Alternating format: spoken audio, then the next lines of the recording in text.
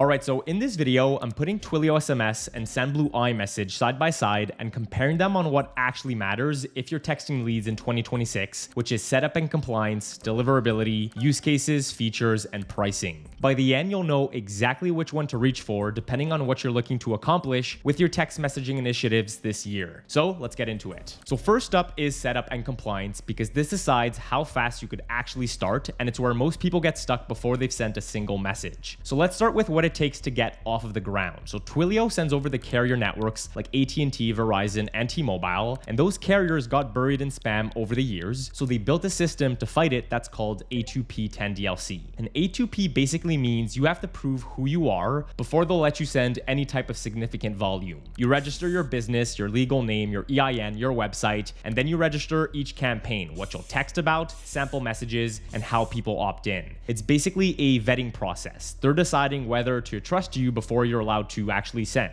Now, Sendblue skips that entire process, and the reason why is pretty important. So A2P is a carrier requirement, but Sendblue doesn't send over the carrier networks at all. It sends over iMessage over Apple's network, which runs on the internet, which is a peer-to-peer network, the same pipe of text between two iPhones travel through. So because your messages never touch AT&T or Verizon systems, none of the registration rules actually apply. There's genuinely nothing to register for because there's no carriers at the door asking you to prove yourself. And that same split explains the compliance rules. On Twilio, the carriers and the laws behind them require an opt-out line on every single message, that reply stop to opt out, and a linked privacy policy and a terms page. And well, here's what that's actually costing you. So every text you send has to carry that opt-out line, and that line quietly tells the reader or the recipient that this is an automated marketing message, which, as you'll see in just a second, works directly against you. Now, on Sendblue, because it's peer-to-peer and not application to person, that forced language isn't required. Now, you still have to honor every single opt-out. That's just the law and it's the right thing to do. You're just not forced to stamp the reply stop onto the bottom of every single message, so your text actually read like a person and not a compliance form. And all of that shows up in how long it takes to actually go live. So Twilio's process is a manual review, so it's very, very slow. Approval is usually sitting around 10 to 15 days right now, and AT&T's human review could add a few more weeks on top of that. And here's where that really bites you in the real world. So say you've got a webinar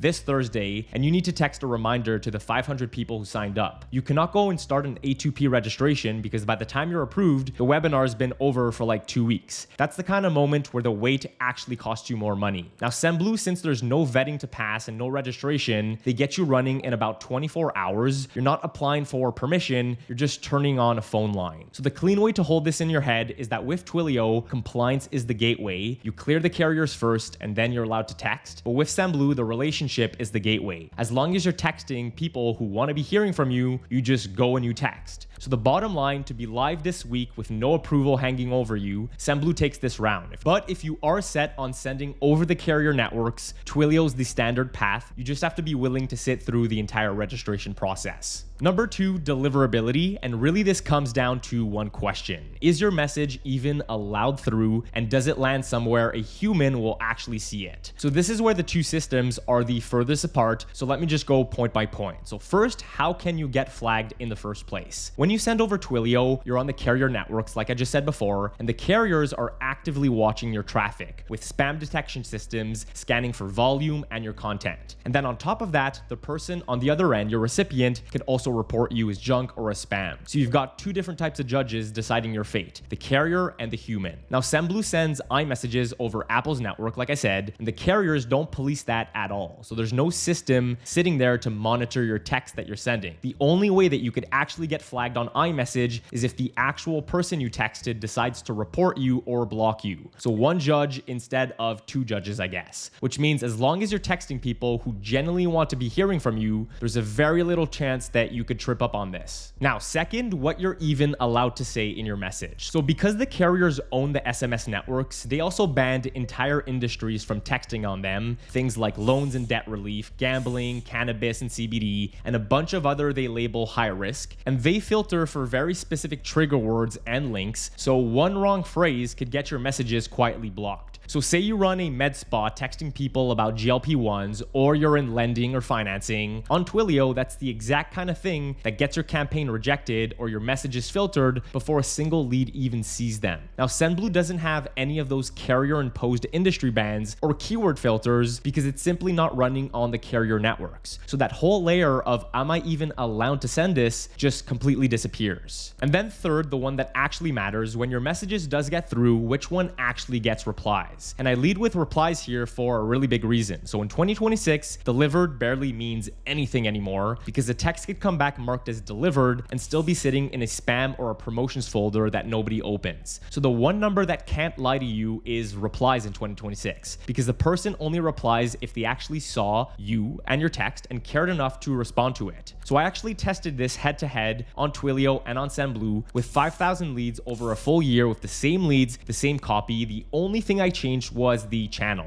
So when I sent over SMS, users replied about 37% of the time, but when I sent it over iMessage, it jumped to 76%. And the reason here is really simple. So around 70% of your US leads are on iPhones, and a green text from a business that they don't know shows up in the exact same color as all of their spam text, while a blue one lands like a real conversation. So the bottom line is, on Twilio, you're playing by the carrier rules. Who you are, what you sell, and even the words you use could get all filtered before you reach anyone. On Sendblue, the only thing that decides whether you land is whether your leads wants to be hearing from you. And when they're on an iPhone, they reply at nearly double the rate. Number 3, use cases. And most of the confusion between these two disappears the moment you understand why each one was built. So Twilio was built as infrastructure, a megaphone. Its whole design is about scale and reliability and pushing huge volumes through the carrier systems, which is why the big companies lean on it for promotions, for alerts, and for reminders. It's built to talk outwards to thousands of people all at once. Now, on the other hand, Sendblue is the opposite by design. So iMessage was originally built for one person to talk to another person, real back and forth conversations with people that you know. So when a business shows up in that same space, the message gets treated like it's coming from a human and not a mass broadcast. That's what makes it fit the one-to-one moments. So in practice, Twilio is your tool for broadcasting jobs, a flash sale blast to your whole list, or mass reminders, or shipping alerts, or login codes. But Sendblue is your tool for the moments where a reply is the entire point. So following up after a sales call, or confirming someone's actually showing up to their appointment, or asking a happy customer for a review, or nudging a lead back to a cart that they abandoned. None of those need reach, they just need trust and a conversation. So bottom line, use Twilio when you're broadcasting to many, and use Sendblue when you need a real reply from the one.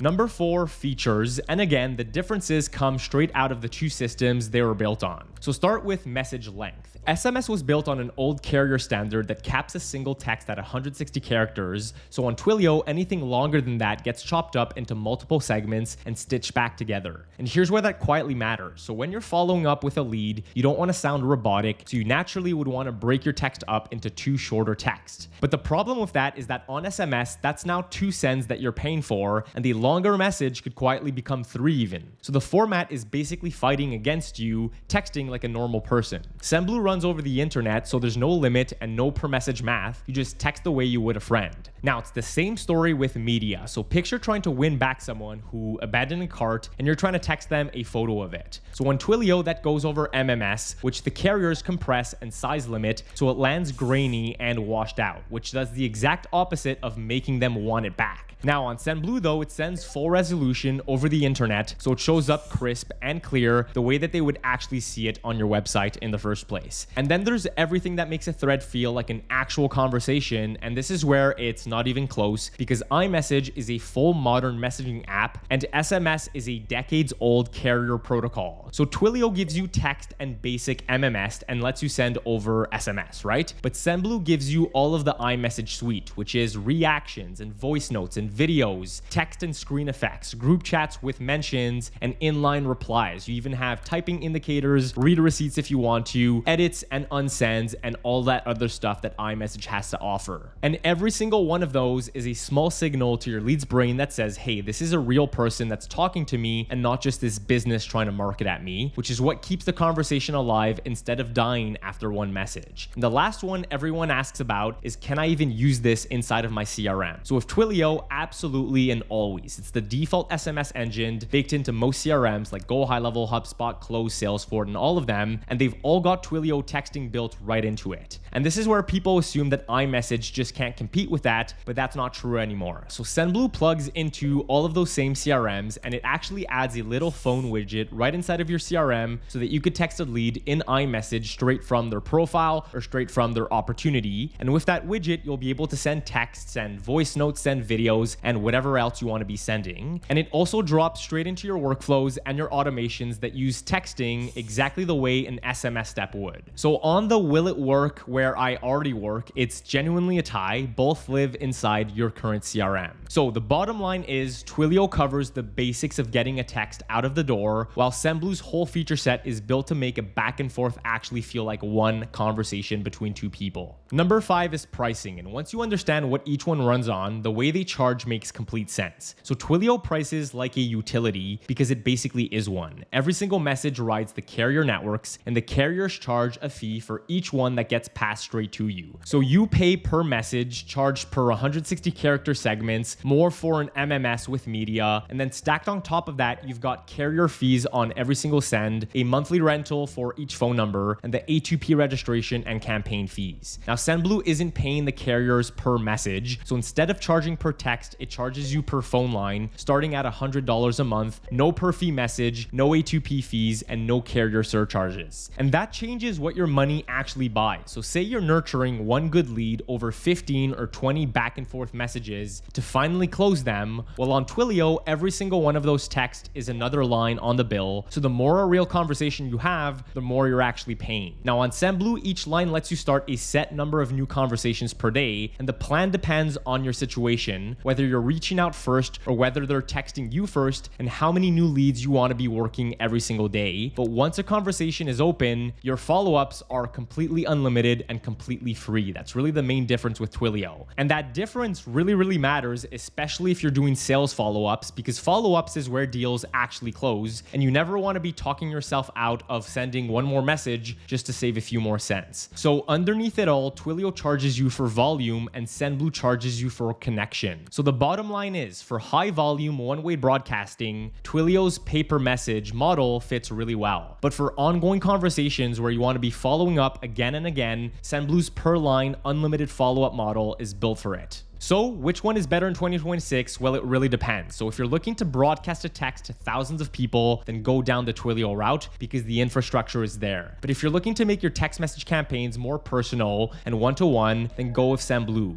Now, if you're a business operating in the US, in my opinion, it just makes sense to be sending everything over iMessage because it automatically falls back to SMS for anyone who's on an Android. So every single lead of yours will still get the right colored text either way. But once again, that's only if you're operating in the US, because that's pretty much the only place where this green versus blue thing actually matters. Now, knowing which platform to use is really only half of it. Knowing what to write and how to open and how to sequence your text is the other half, and the most important half. And that's why I made this video right here on screen that walks you through all of the lessons I learned from sending 10 million text messages this year. If you're serious about sending text message campaigns that convert this year, I'll see you there.